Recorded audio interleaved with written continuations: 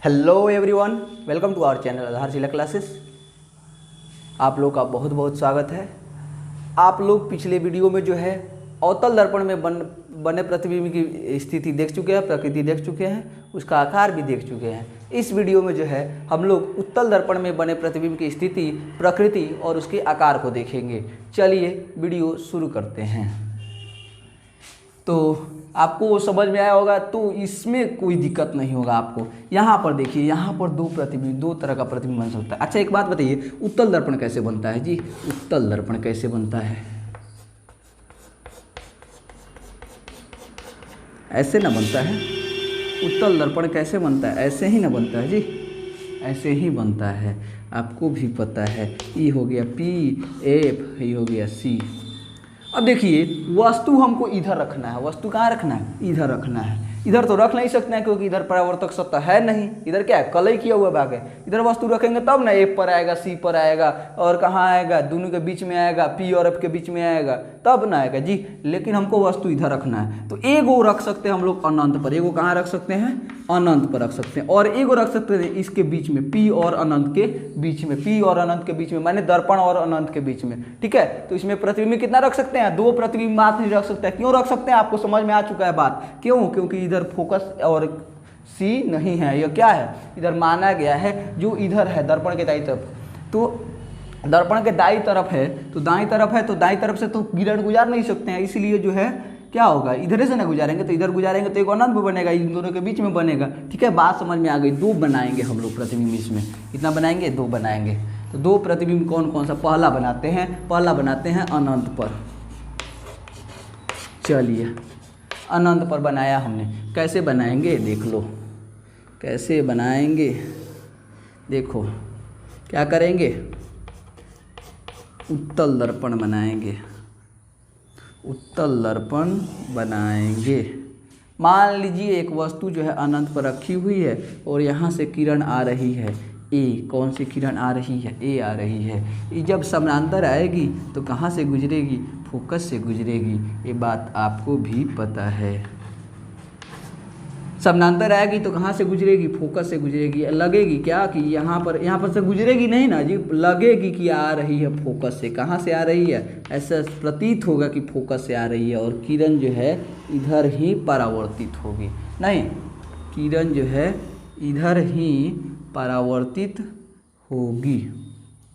ठीक, अब हम लोग क्या कर सकते हैं? एक किरण जो है परावर्तित किरण है। अब हम लोग कर सकते हैं, एक और ले लीजिए, एक और ले लो। ठीक है, एक और हमने क्या किया? ले लिया। क्या किया? ले लिया। तो यह भी कहाँ से आती हुई प्रतीत होगी? समानांतर है तो कहाँ से आती हुई प्रतीत होगी? एफ से आती हुई प्रतीत होगी। तो यह भी ऐसे गुजर जाएगी। कैसे गुजर जाएगी? ऐसे गुजर जाएगी। यह आई, या मान लीजिए कि यहाँ पर बना बी, यहाँ पे बना सी, और यहाँ पे बना डी।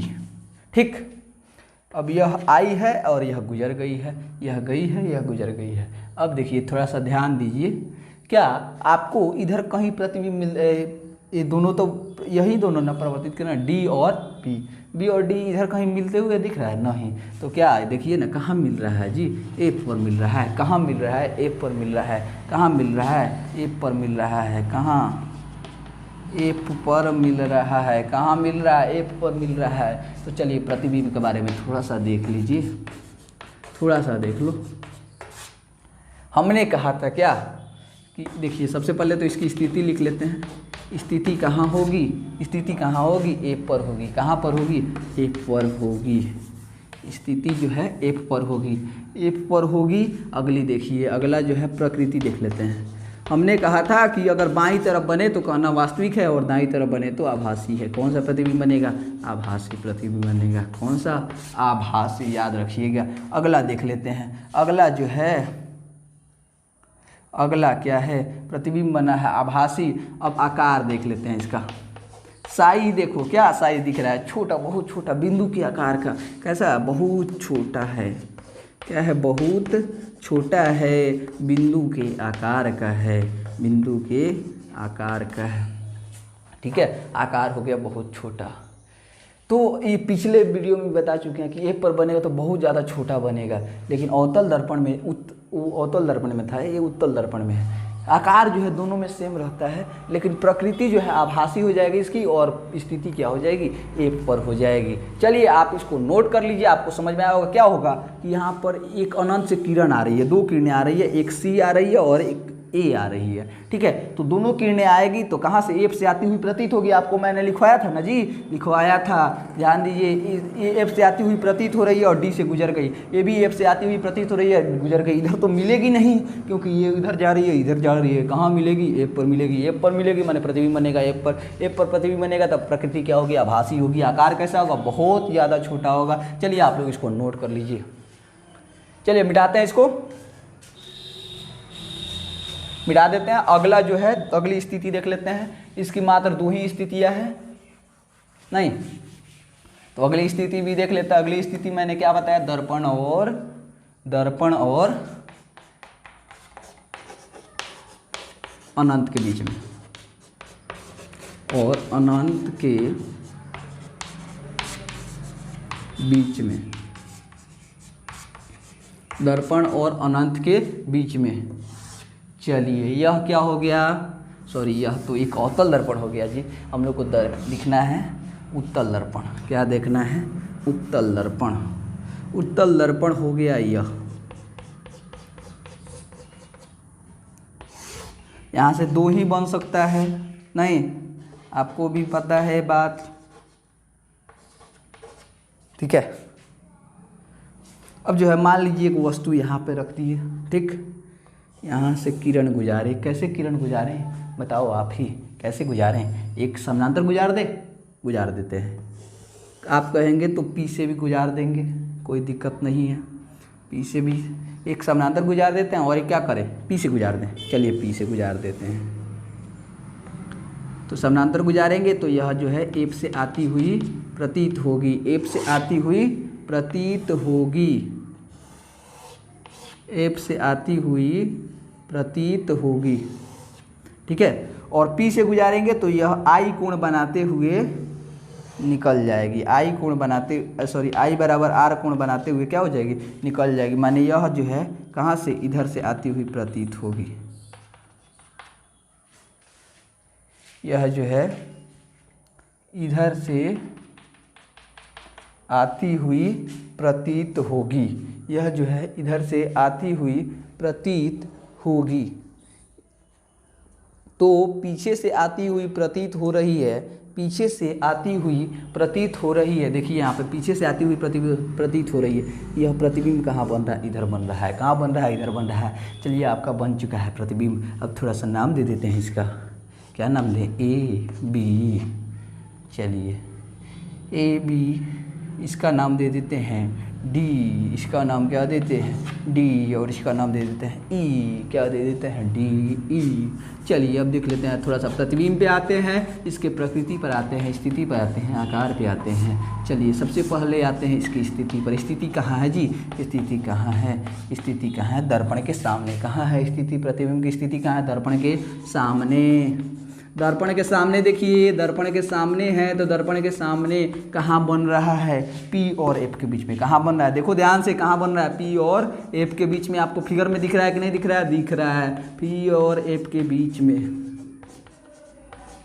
ठीक है। इसकी प्रकृति क्या होगी, प्रकृति क्या होगी, देखिए दाईं तरफ है कि बाईं तरफ है, बाईं तरफ है जी। आप सही सोच रहे हैं, एकदम बिल्कुल सही सोच रहे हैं। आभासी प्रतिबिंब बनेगा, आभासी बनेगा माने सीधा बनेगा, आभासी बनेगा मतलब सीधा बनेगा। चलिए इसका आकार क्या होगा, इसका आकार जो है, इसका आकार क्या होगा, देखिए ना, छोटा है कि बहुत छोटा है, छोटा है, क्या है, छोटा है। बहुत छोटा कब होगा, जब अनंत पर रहेगा तब ना जी, और फोकस पर बनेगा बिंदु रूप में। तो यह हो जाएगा ए डैश और यह हो जाएगा बी डैश। तो यही है ए डैश बी डैश की स्थिति, प्रकृति और आकार। आपको बता चुके हैं कि अवतल दर्पण में दो ही तरह का प्रतिबिंब बन सकता है। एक बनेगा कि अनंत पर, और दूसरा दर्पण और अनंत के बीच में, क्योंकि इधर तो फोकस और वक्रता केंद्र है नहीं। तो इसको आप लोग नोट कर लीजिए।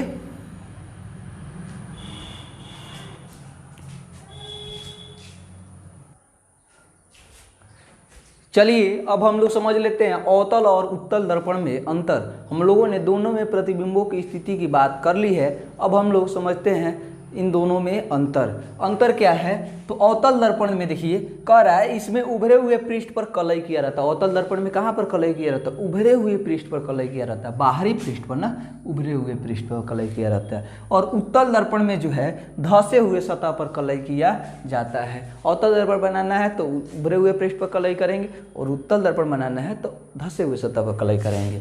ठीक है, इसमें देखिए अगला देखिए, अगला पॉइंट है इसमें परावर्तन दर्पण के बाईं ओर से होता है। इसमें परावर्तन कहाँ होता है? दर्पण के बाईं ओर से होता है। और इसमें भी परावर्तन दर्पण के दाईं ओर से होता हुआ, दाईं ओर से होता हुआ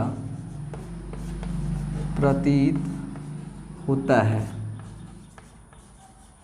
ठीक है, इसमें भी परावर्तन बाईं ओर से ही होता है, लेकिन दर्पण के दाईं ओर से होता हुआ प्रतीत होता है। ठीक है, परावर्तन कहाँ से होता है? बाईं ओर से ही, लेकिन हमको क्या लगता है कि दाईं ओर से किरणें आ रही है, दाईं ओर से परावर्तित हो रही है। ठीक है, तो इसमें प्रतीत होता है। चलिए तीसरा पॉइंट है, इसमें आभासी और वास्तविक दोनों प्रकार के प्रतिबिंब बन सकते हैं। इसमें आभासी भी बन सकता है, वास्तविक भी बन सकता है, लेकिन इसमें केवल आभासी प्रतिबिंब ही बन सकता है। अभी हम लोगों ने देखा है कि अवतल दर्पण में हम लोगों ने पिछले वीडियो में देखा है इसमें आभासी और वास्तविक दोनों प्रतिबिंब बन रहे थे, लेकिन इसमें केवल आभासी ही बन रहा है, दो ही हैं और केवल आभासी ही बन रहा है। तो इसका मतलब है कि इसमें केवल आभासी बनेगा, इसमें आभासी और वास्तविक दोनों बनेगा। अगला है इसमें प्रतिबिंब वस्तु से छोटा या बड़ा दोनों हो सकता है। इसमें प्रतिबिंब जो वस्तु से छोटा या बड़ा दोनों हो सकता है, पिछले वीडियो में हम लोग देख चुके हैं। और इस वीडियो में हम लोगों ने देखा है कि दो प्रतिबिंब बन रहा है, एक बन रहा है बहुत ज़्यादा छोटा बिंदु के रूप में, और एक बन रहा है छोटा। तो दोनों इसमें जो है दर्पण से, इसमें जो है प्रतिबिंब वस्तु से, सॉरी यहाँ पे दर्पण लिखा गया है, वस्तु से छोटा बनता है। ठीक है, और इसमें छोटा और बड़ा दोनों हो सकता है। ठीक है, तो आप लोग अवतल और उत्तल दर्पण में समझ गए हैं अंतर। ये आपके एग्जाम में पूछता है 2 नंबर के प्रश्न में कि अवतल और उत्तल दर्पण में अंतर लिखें, तो आप लोग जो है लिख सकते हैं, नोट कर लीजिए इसको, और इसको भी एग्जाम में लिखिएगा तो आपको पूरे नंबर मिलेंगे।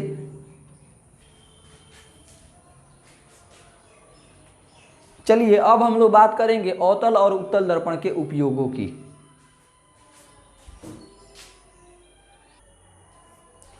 चलिए अब हम लोग देख लेते हैं अवतल दर्पण के उपयोग। ठीक है, अवतल दर्पण के उपयोग को देख लेते हैं, उसको समझ लेते हैं थोड़ा सा। चलिए पहला उपयोग लिखा गया है कि कार के हेडलाइट में, टॉर्च में और टेबल लैंपों के परावर्तक के रूप में। तो कार के हेडलाइट में कैसे प्रयोग होता है? अब देखिए कार के हेडलाइट में आप लोग देखिएगा तो कार का जो हेडलाइट होता है, जो आगे वाला लाइट होता है, उससे समानांतर किरणें निकलती है। कैसी किरणें निकलती है? समानांतर किरणें निकलती है। यह कौन सा दर्पण है? अवतल। इसमें अवतल दर्पण लगा हुआ है। इससे देखिएगा तो इससे जो है समानांतर किरणें निकलती है। कैसी किरणें निकलती है जी? समानांतर किरणें निकलती है। ठीक है, अब देखिए समानांतर किरणें कब निकलेगी? समानांतर किरणें कब निकलेगी? जब फोकस से आएगी। कहाँ से आएगी? जब फोकस से आएगी। जब फोकस से आएगी किरणें तो समानांतर किरणें निकलेगी। जब फोकस से किरणें आएगी तभी ना समानांतर किरणें निकलेगी। जब फोकस से किरणें आएगी तभी तो समानांतर किरणें निकलेगी। आपको ये बात ध्यान में रखना होगा कि कार का हेडलाइट जो होता है वो कौन सी किरणों को परावर्तित भेजता है? समानांतर किरणों को। समानांतर किरणें कैसे जाएगी? जब फोकस से होकर गुजरेगी। तो इसमें क्या किया जाता है कि अवतल दर्पण लिया जाता है, उसमें फोकस से जो है लाइट गुजारा जाता है। और फोकस से लाइट गुजरेगा तबे ना जो है सामने दिखेगा जी हमको।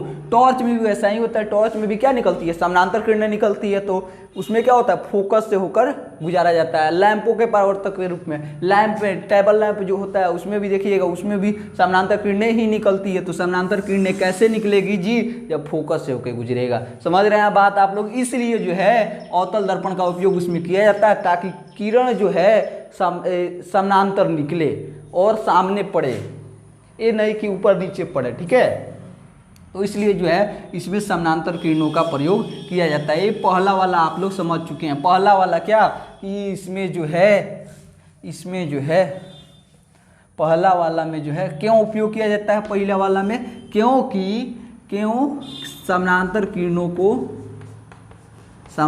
किरणों को निकालने के लिए किस लिए उपयोग किया जाता है, समानांतर किरणों को निकालने के लिए।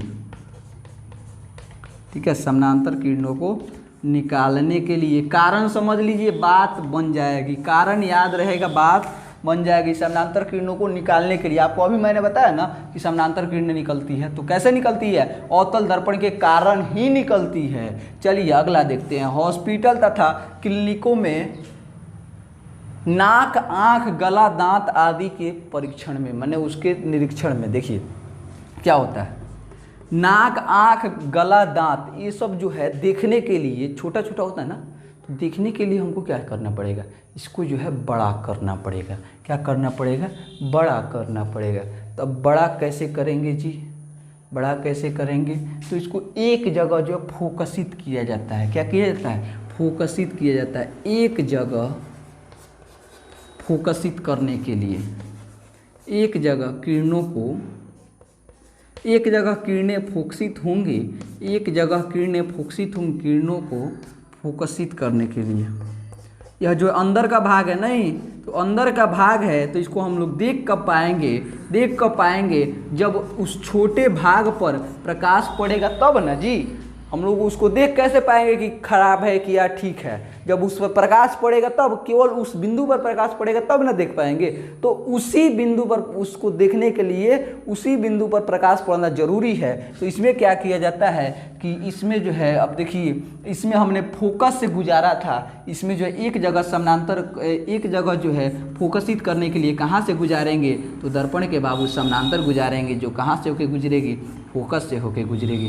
दर्पण के समानांतर किरणें गुजारेंगे, कहाँ गुजारेंगे, दर्पण के समानांतर गुजारेंगे। ठीक है, दर्पण के समानांतर गुजारेंगे तब ना जाके एक जगह फोकसित होगी। तो इसमें जो है दर्पण को, इसमें लाइट जो है दर्पण के फोकस पर रखी हुई होती है। ठीक है, और उससे समानांतर रखी होती है, और इससे जो है फोकस एक जगह बिंदु पर पड़ता है और नौकरर जो है उस भाग का परीक्षण कर पाता है। तो इसमें एक जगह किरणों को फोकसित करने के लिए इसका उपयोग किया जाता है। चलिए अगला है हजामती दर्पण के रूप में। हजामती दर्पण के रूप में कैसे होता है जी, देखिए क्या होता है कि हमारे स्किन पर जो है चोट नहीं आए या फिर कोई बाल नहीं बच जाए, इसको देखने के लिए उसको क्या करना पड़ेगा, हमारे स्किन को जो थोड़ा सा बड़ा करके देखना पड़ेगा तब ना जी। तो बड़ा करके देखने के लिए अब देखिए, अब बड़ा करके उल्टा बनेगा, तो अगर प्रतिबिंब उल्टा बना, बड़ा करके देख रहा है प्रतिबिंब उल्टा बना, तो फिर उसको समझ में नहीं आएगा, नहीं आएगा। तो प्रतिबिंब उल्टा बना तो उसको समझ में नहीं आएगा, और जब समझ में नहीं आएगा तो फिर वो काम कैसे कर पाएगा। तो इसके लिए चाहिए प्रतिबिंब सीधा बनना चाहिए। क्या बनना चाहिए, सीधा बनना चाहिए। तो आपको याद हो तो मैंने बताया था उत्तल दर्पण में मैंने बताया था कि अगर वस्तु जो है P और F के बीच में रखी हुई है, ठीक है, तो इसका प्रतिबिंब जो है इधर बनता है। कहाँ बनता है, इसका प्रतिबिंब जो है दर्पण के पीछे बनता है, लेकिन और पीछे बनता और बड़ा भी बनता है, पीछे बनेगा और बड़ा भी बनेगा। ठीक है, पीछे बनेगा और बड़ा भी बनेगा। तो जब बड़ा बनेगा और जब पीछे बनेगा तो आभासी होगा माने सीधा बनेगा। तो सीधा आ गया ना जी, सीधा आ गया और बड़ा भी बन रहा है, कोई दिक्कत नहीं है। तो इसमें जो है बड़ा दिखाने के लिए, अब बड़ा दिखाने के लिए कैसा, सीधा। बड़ा दिखाने के लिए कैसा, सीधा। बड़ा दिखाने, सीधा बड़ा दिखाने के लिए कैसा, सीधा बड़ा दिखाने के लिए। ठीक है, और यह इसमें जो है समानांतर किरणों को निकालने के फोकस पर रखी हुई, फोकस पर होता है। इसमें क्या होता है, समानांतर किरणें होती है, और इसमें अनंत पर वस्तु होती है। और इसमें क्या होता है, बड़ा दिखाने के लिए इसमें जो है P और F के बीच में वस्तु रखी जाती है। P और F के बीच में नहीं, पी और एफ के बीच में पी और एफ के बीच में क्या करता है, स्क्रीन को रखता है, दर्पण के पी और एफ के बीच में रखता है। तो पी और एफ के बीच में रहेगा तो क्या बनेगा, बड़ा बनेगा और सीधा बनेगा। बात समझ में आ रहा है। चलिए अगला देखते हैं। सौर तापन युक्तियों में, सौर तापन युक्तियों में क्या किया जाता है।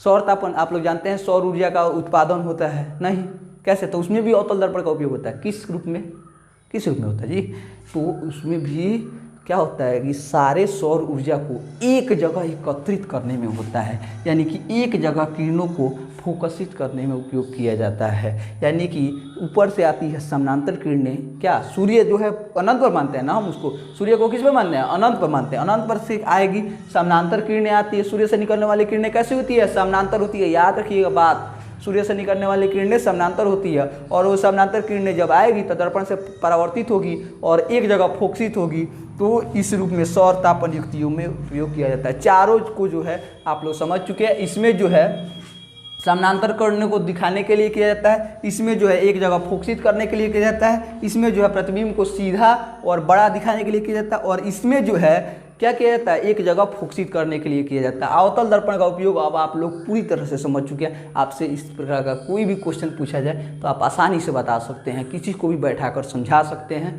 तो आगे हम लोग देखते हैं उत्तल दर्पण के उपयोगों को।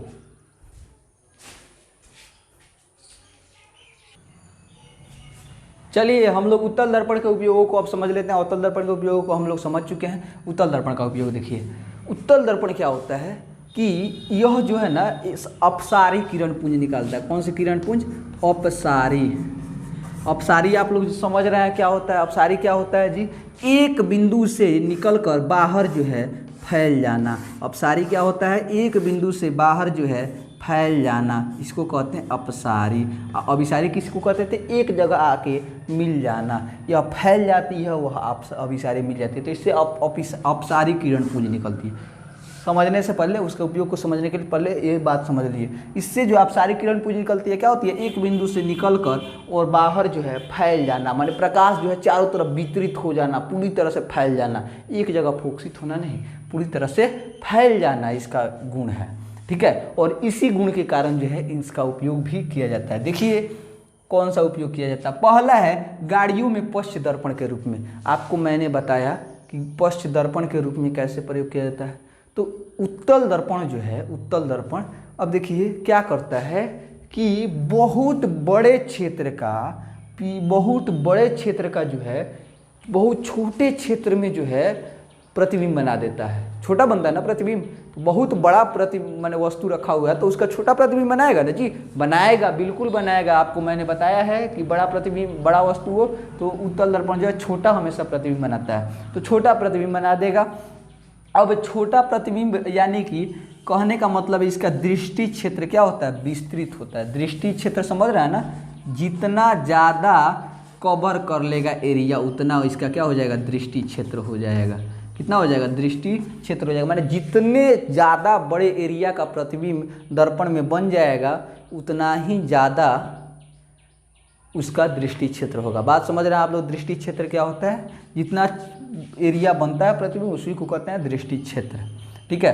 तो दृष्टि क्षेत्र इसका क्या होता है, बहुत ज़्यादा बड़ा होता है। और दृष्टि क्षेत्र के व्यापक होने के कारण ही इसमें, दृष्टि क्षेत्र के व्यापक होने के कारण ही इसका उपयोग किया जाता है, ताकि, और इसका उपयोग जो है कहाँ किया जाता है, तो जो ड्राइवर होता है, ड्राइवर होता है उसी के बगल में किया जाता है, ठीक है। साइड मिरर के रूप में भी किया जाता है और पश्च दर्पण के रूप में भी किया जाता है। साइड मिरर के रूप में करेगा तो दर्पण छोटा प्रतिबिंब बना देगा, पीछे का टोटल कवरेज एरिया कर लेगा, एवरेज, ठीक है, टोटल कवरेज कर लेगा। अब उसका छोटा प्रतिबिंब बना देगा, ड्राइवर को दिखता रहेगा तो उसको गाड़ी घुमाने या कोई भी प्रतिक्रिया लेने में आसानी होगी, ठीक है। और इससे जो है जान माल की नुकसान नहीं होगा, ठीक है।